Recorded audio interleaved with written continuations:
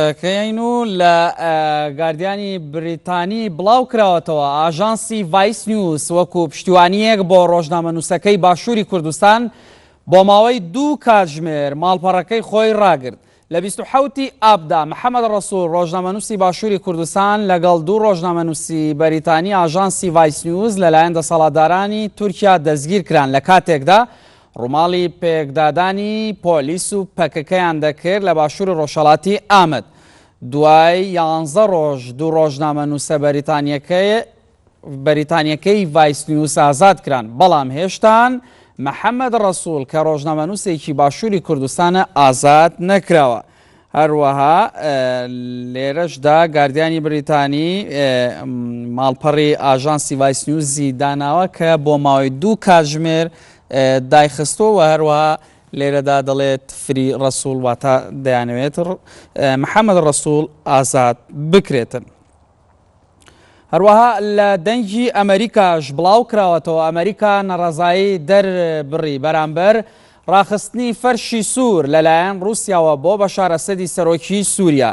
ئیریک شۆڵتز وتەبێژی کۆشکی سپی دوای سەردانەکەی ئەسەد بۆ رووسیا کە سێشەممەی ڕابردوو ئەنجامیدا ڕەخنەی لەو وڵاتە گرت و ڕایگەیاند ڕاخستنی فەرشی سوور لەلایەن رووسیا بۆ ئەسەد لەگەڵ ئامانجی ئەو وڵاتە یەک ناگرێتەوە بۆ دۆزینەوەی چارەسەری سیاسی لە سووریا لە کاتێکدا ئەسەد چەکی کیمیایی لە دژی هاوڵاتیانی وڵاتەکەی بەکار دەهێنا. هەروەها لە تودەی زمانی تورکیش بڵاو کراوەتەوە ئەحمەد داوتئۆغڵو سەرۆکوەزیرانی تورکیا ڕایگەیاند پێویست دەکات بە شێوەیەک قۆناغی ڕاگوێزەری لە سووریا بەڕێوە بچێت کە گەرەنتی دوورخستنەوەی ئەسەد بکات. سەرەڕای ئەوەی ڕایگەیان تورکیا سوورە لەسەر ئەوەی حکوومەتەکەی ئەسەد شەرعیەتی لەدەستداوە.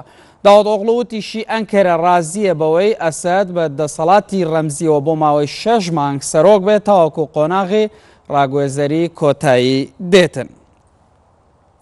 هەروەها لە دوێچەڤڵەی ئەڵمانیش بڵاو کراوەتەوە لەو کاتەوەی ئێران بۆ نمایشکردنی هێز و توانای خۆی موشکی عیمادی بە سەرکەوتووی تاقی کردەوە. وڵاتانی ڕۆژاوا نیگەرانی خۆیان نەشاردۆتەوە و ئەم نمایشە بە پێشێلکردنی بڕیارەکەی نەتەوە یەکگرتووەکان لە قەڵام دەدەن. وەک کاردانەوەیەک ئەمریکا و ئەڵمانیا و فەڕەنسا و بریتانیا نامەیەکیان بۆ لیژنەی هەمیشەیی سەر بە ئەنجومەنی ئاسایشی نەتەوە یەکگرتووەکان ناردووە و داوای هەڵوێستیان لێکرد. هۆکاری ئەوەش دەگەڕێنەوە بۆ ئەوەی لە دەی تشرینی یەکەم ئێران موشکێکی کشوەر بڕی نمایش کردووە بە ناوی عیمادەوە و دەتوانێت کڵاوەی ئەتۆمی هەڵگرێت. بڕیارەکەی ئەنجومەنی ئاسایی ژمارە 1929دا کە لە 2010دا پەسەند کرا تاقیکردنەوەی موشکی لە ئێران قەدەغە کردووە. سامناتە پاوەر باڵیۆزی ئەمریکا لە نەتەوە یەکگرتووەکان دەڵێت ئەم موشکە دەتوانێت کڵاوەی ئەتۆمیش هەڵگرێت. گرنگترین بابەتەکانی ڕۆژنامەوانی پێشکەشکردن باختەوەربن.